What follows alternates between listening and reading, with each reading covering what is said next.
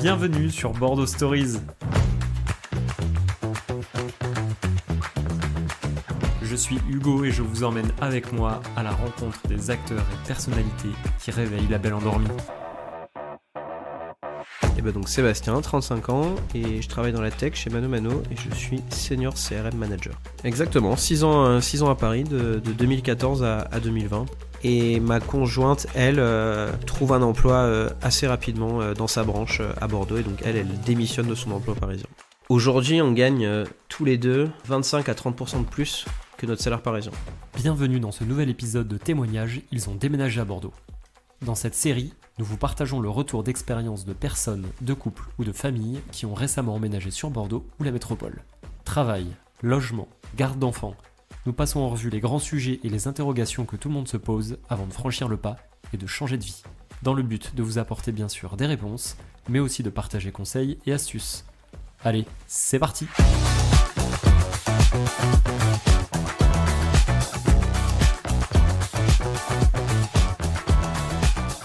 Salut Sébastien. Salut Hugo. Merci Sébastien de te rendre disponible donc, pour ce format un peu spécial sur Bordeaux Stories qui ils ont déménagé à Bordeaux. Donc on va parler un peu de ton expérience à toi, mais aussi de ta famille et de ton déménagement sur Bordeaux, bon, qui remonte maintenant il y a quelques mois, mais c'est toujours intéressant d'en parler. Sébastien, on démarre avec la petite carte d'identité, mais ton âge et ton métier actuel. Et ben donc Sébastien, 35 ans, et je travaille dans la tech chez Mano Mano et je suis senior CRM manager. Super. Et donc toi, t'es originaire de Bordeaux à la base. Exactement. Ok. Et t'es parti pendant quelques années. Exactement. 6 ans à Paris, de 2014 à 2020 pour me faire une première bonne expérience professionnelle là-bas. Ok. Donc vous, c'est là-bas que vous vous rencontrez avec madame ou vous connaissez déjà un petit peu On s'est rencontrés à Bordeaux une année avant et après on est partis tous les deux à Paris pour le boulot. Ok, alors donc ta compagne qui est Amandine, je crois, qu'est-ce qu'elle faisait elle sur Paris à ce moment-là ? Elle a travaillé dans la même entreprise pendant les 6 ans où on était à Paris, à savoir Accenture, un grand cabinet de conseil où elle était RH là-bas. Ok, donc elle aussi originaire de Bordeaux, c'est ça ? Exactement. Ok, et toi au moment où vous avez quitté Paris pour revenir à Bordeaux, du coup, tu faisais quoi comme job en fait sur Paris ? Alors moi j'ai principalement travaillé en agence de pub pendant toutes ces années parisiennes, et donc j'étais chez DDB, une grosse agence créa à Paris,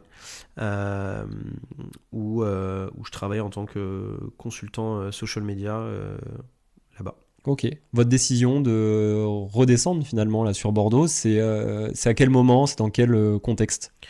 Alors c'est un contexte hyper particulier d'un point de vue perso, mais aussi d'un point de vue sociétal, voire même mondial entre guillemets, puisque on était en pleine crise sanitaire, en pleine crise du Covid depuis près de 3 mois, et on avait aussi la naissance de notre premier enfant au mois de février. Donc en fait voilà, c'est conjugué à un événement familial très heureux et puis aussi un événement contexte plus global inattendu qui a frappé le monde entier, et c'était pas du tout une décision qui était programmée, mais qui s'est fait qui a été assez évidente, mais qui a été assez très spontané, très quoi, rapide. c'est ça tu veux dire ?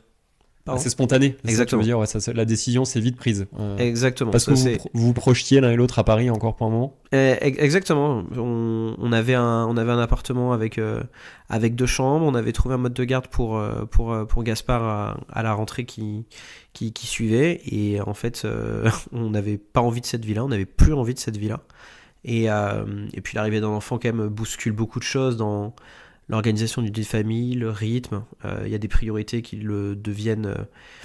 Le travail devient moins une priorité entre guillemets. Et donc là vous vous dites vas-y on part. Et là rentre. on se dit exactement, on va tout faire en tout cas pour rentrer à Bordeaux, et en fait on a eu beaucoup de chance, puisque moi j'ai pu garder mon emploi parisien avec quelques allers-retours, mais donc en télétravail. Donc et toi tu négocies assez rapidement, parce que on est en début de pandémie, toi tu arrives à rapidement négocier du remote, quoi. Exactement. Ok. Et ma conjointe, elle, trouve un emploi assez rapidement dans sa branche à Bordeaux, et donc elle démissionne de son emploi parisien.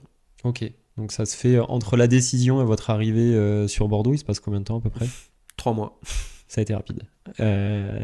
L'appartement dans lequel, si on doit évoquer un peu le volet immobilier, donc tu me disais vous étiez dans un appartement où donc 2 chambres. Donc on était dans le 18e arrondissement de Paris, un quartier qu'on aimait beaucoup, entre Lamarck et les Abbesses.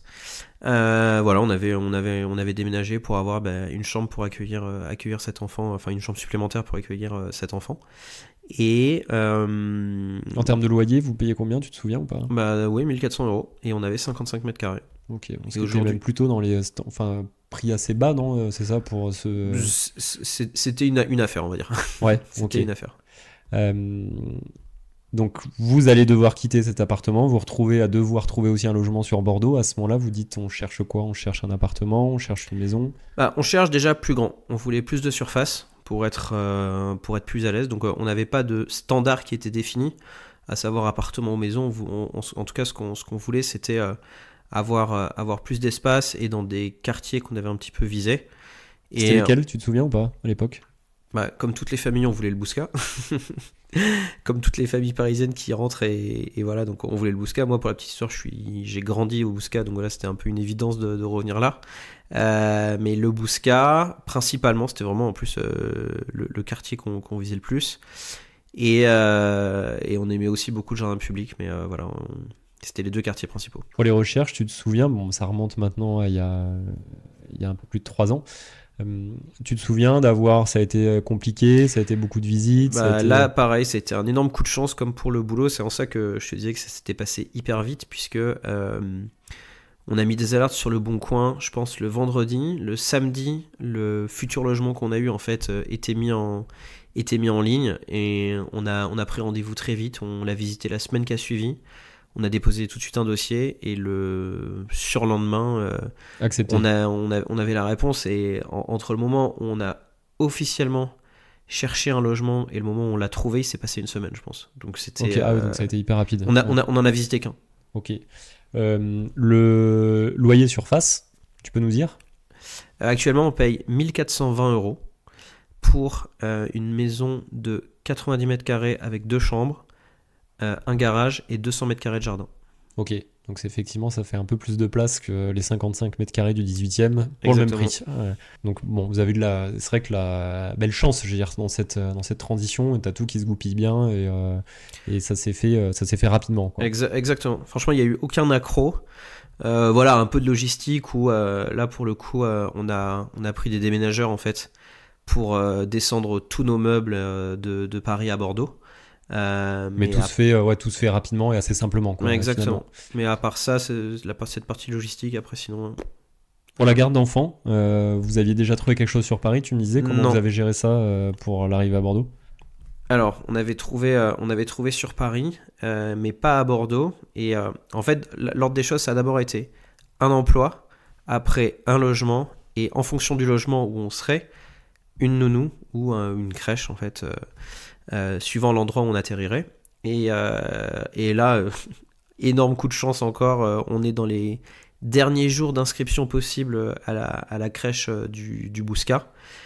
Et on dépose un dossier, mais sans la moindre conviction. Espoir, quoi, presque. Voilà, exactement. C'est vrai qu'on entend de partout dire que la garde d'enfants sur Bordeaux, c'est quand même très compliqué, quoi. Exactement, et surtout, on était début juillet. C'était vraiment très très tard. Et en fait, encore une fois, coup de chance, donc une famille s'est désistée. Et on a pu avoir la dernière place qu'offrait cette crèche. Donc, décidément, j'ai envie de dire, c'est un déménagement global sous le signe de la chance, quoi, exactement. Grosso modo. J'ai beaucoup joué au loto cet été, je n'ai rien gagné. Mais... Parfait. Au niveau boulot, que ce soit toi ou Amandine, sur la partie salaire, est-ce que vous considérez que avoir perdu, vous avez réussi à stabiliser en termes de revenus, vous avez réussi à augmenter un peu? Comment ça s'est passé pour l'un et pour l'autre?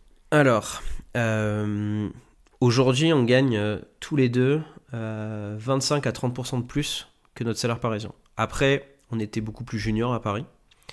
Et aujourd'hui, on est dans des entreprises qui sont... moi, je travaille donc chez Mano Mano, qui en fait pratique une grille de salaire homogène dans toute la France. Donc le siège est basé à Paris, mais les salaires sont identiques à Bordeaux.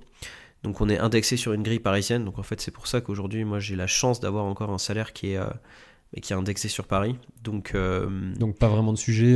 non, pour ta part, quoi. aucun sujet. Et puis en plus dans la pub avant, pardon, j'étais quand même relativement junior et voilà les salaires d'entrée sont pas Ouais, c'est pas mirobolants. réputé pour être. Exactement, ça c'est pas mirobolant. Ouais. Et Amandine, pareil, elle a pris plus de responsabilités et a acquis plus d'expérience dans le domaine du recrutement notamment. Et aujourd'hui, elle a aussi rejoint une entreprise qui lui offre un meilleur salaire qu'avant. Donc non, au Donc un contraire, moi, déménagement à Bordeaux, je veux dire, n'empêche pas les évolutions d'un point de vue pro. alors c'est pas facile. Moi je crois qu'il y a eu une grosse part de chance aussi sur l'emploi que j'ai trouvé chez Mano Mano, parce que c'est vraiment un emploi qui s'est qui est apparu devant moi à un moment où en fait où j'ai terminé un job sans en avoir trouvé un autre, où je me suis retrouvé disponible immédiatement et je collais plutôt pas mal au profil recherché. Donc je pense c'est une question de vraiment d'opportunité et de timing en fait. Donc voilà. Tant mieux, fine, ouais.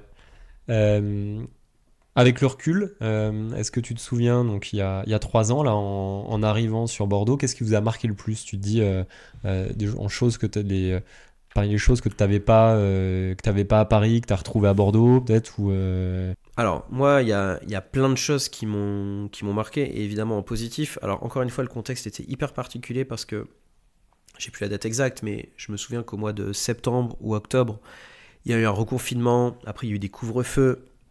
Tous les restaurants étaient fermés. Donc, notre vie sociale et les loisirs étaient quand même très réduits. Donc, la première année, elle a été un peu tronquée. Mais ce qui était hyper appréciable, c'était en fait, juste être dans une ville à taille humaine et puis avoir, c'est très cliché ce que je vais dire, mais pas être entouré d'immeubles partout, mais avoir des espaces verts, pouvoir vraiment se déplacer en vélo, pouvoir aller voir notre famille très vite, nos amis pareil, et c'est plus en fait la simplicité d'une ville en province pour faire plein de choses versus Paris. Et puis quelque chose qui m'a beaucoup marqué, c'est le bruit qu'il y avait à Paris versus le calme et la quiétude qu'il y a du Bouscat. au Bouscat. Ouais. Exactement, c'était... Ouais, donc ça correspond, c'est vrai que ça correspond aussi à un âge, je pense certainement. T'as eu bien profité de tes années à Paris au moment où tu y étais. Et, c'est vrai que l'arrivée d'un enfant, ça chamboule pas mal de choses, donc exactement. T'es peut-être content de te retrouver au calme à ce moment-là. Et inversement, est-ce qu'il y a une petite chose qui t'a manqué de Paris après coup? Je pense l'offre de resto à Paris, elle est complètement dingue. Et je crois que c'est le truc qui nous a le plus manqué avec ma conjointe, parce que on allait, je pense, quand même relativement souvent au resto. On aimait bien découvrir plein de nouvelles petites tables et tout. Et c'est vrai que l'offre à Bordeaux, alors elle s'est quand même bien améliorée entre 2020 et 2023. Mais je crois que quand on est rentré, ouais, ça a été un peu une des choses qui nous a le plus manqué. Ouais. Ouais, et puis j'imagine que tu sors avec un jeune enfant, tu sors un peu moins, t'as moins cette facilité de sortir au resto en pleine semaine ou le week-end. Complètement. Un peu plus, on peut dire que t'es un peu plus contraint. Ça fait une excellente transition avec ma question d'après, ou même la troisième partie de cette petite interview, qui est ton Bordeaux, donc actuel. Donc je vais te poser quelques petites questions en situation. Demain, tu dois déjeuner un midi en ville avec un ami. Où est-ce que tu l'amènes? Alors moi, j'adore la cuisine asiatique. Donc il y a, d'ailleurs les deux restos que je vais te citer sont à côté, mais il y a Fufu pour les ramen, et tu as Mitsuba pour les nouilles udon. Voilà, deux adresses un peu sur le pouce où tu manges bien pour pas cher. C'est dans le centre, donc c'est ça. Exactement, c'est à côté du Grand Théâtre, et c'est rue Saint-Rémy et rue des Piliers-Tutelles. Les deux restos sont à, je pense, 100 mètres l'un de l'autre. Et on aime beaucoup aller là-bas le midi, des fois, pour s'y retrouver durant nos journées de travail avec Amandine. Justement, tu as un dîner avec ta femme. un vendredi soir, Amandine, où est-ce que tu l'amènes? Alors, j'espère qu'un jour, on pourra aller dans le dernier resto de Philippe Etchebest qui est au Chartron. J'ai plus le nom en tête, mais voilà, il l'a ouvert l'année dernière. Et donc ce serait un souhait finalement. Ça serait, voilà, on va plutôt rester sur ça. La target, c'est. C'est le souhait, c'est pas l'expérience passée. Exactement. Est-ce que tu as une adresse coup de cœur à Bordeaux, un lieu qui te plaît particulièrement, que ce soit une boutique, un musée, un endroit? Tu vois, j'étais avec Jordan l'autre jour qui nous parlait du parc bordelais lors d'une précédente interview. Est-ce que toi, tu as ton lieu coup de cœur un peu comme ça aussi? Le parc bordelais, c'est un peu le QG de tous les parents du Bouscat, je pense. Donc, on y est assez souvent. Moi, j'aime beaucoup le parc Rivière aussi. Pour voilà, les jeux et les petites balades avec Gaspard. Après, si je devais te citer un lieu que j'apprécie beaucoup, je dirais qu'il y a le Matmut évidemment pour les Girondins, où je suis en souffrance depuis quelques années avec ce club. Mais ouais, j'ai envie de te dire, la période elle est compliquée là. Voilà, mais j'y suis encore et toujours, donc voilà, il y a un endroit où je vais. Donc c'est l'endroit coup de cœur, le Matmut. Alors c'est pas l'endroit coup de cœur, c'est un endroit où je vais souvent, mais c'est pas un endroit coup de cœur. En revanche, un endroit coup de cœur, moi j'aime bien aller, alors je le fais pas assez, mais j'adore aller me balader sur les quais en vélo avec Gaspard derrière moi. Et puis même en fait juste me balader dans Bordeaux avec mon fils en vélo derrière moi, j'adore ça. Donc moins de souffrance qu'au Matmut. Exactement. Tu as des amis qui viennent pour le week-end à Bordeaux. Où est-ce que tu les amènes? Des amis qui ne connaissent pas Bordeaux. C'est quoi le petit programme que tu leur concoctes? Alors, je pense que on peut scinder en fait en deux parties. D'abord Bordeaux et puis peut-être après la mer. Bordeaux, tu les amènes où? Il y a quoi les 2-3 hotspots que tu vas leur montrer? Bordeaux, je leur fais une petite balade d'abord vers le jardin public et les Chartrons. Je pense que c'est assez cliché, assez classique, mais c'est pas grave. Mais voilà, la rue Notre-Dame, tout ce coin-là, j'aime, c'est très mignon. Après, on peut aller continuer sur une petite balade sur les quais. Avant d'aller manger, comme je te le disais, pourquoi pas les petites nouilles udon bien chaudes en ville, et faire un peu de shopping en ville dans toutes les artères commerçantes que tu connais, je pense, et avec aussi le quartier Saint-Pierre que j'aime beaucoup. Ouais. Et le dimanche on part à la mer, du coup. Et le dimanche on part à la mer, et là il y a plein de possibilités qui s'offrent à toi, que ce soit le bassin, ou alors moi j'apprécie beaucoup la Cano, donc l'océan à la Cano aussi, qui est très chouette et assez préservé. Ok. Et enfin, pour terminer, vous avez un week-end avec Amandine et Gaspard à 2h max de Bordeaux. Où est-ce que tu les emmènes? Ça fait 2 années d'affilée qu'on part au Pays Basque à Toussaint. L'année dernière, on était allé à Bidart, passer 3 jours. On avait beaucoup aimé. Alors évidemment, on s'était baladé après à Biarritz, etc. et tout. Et on y retourne cette année. On a repris une chambre d'hôte 3 jours à Bayonne cette fois-ci. Et du coup, moi, c'était le Pays Basque, c'était un coin que je connaissais pas du tout. Et du coup, voilà, on prend beaucoup de plaisir à y revenir chaque année, à y passer 3 jours là-bas. Ma conjointe a une de ses meilleures potes qui vit à Biarritz aussi, donc voilà, on en profite aussi pour voir des copains qui sont là-bas. Et donc voilà, sans surprise un peu le Pays Basque. Merci pour ces belles recommandations, Sébastien. Merci pour ton retour d'expérience sur Ils ont déménagé à Bordeaux. Et puis je te dis à très vite, à une prochaine. Merci, salut.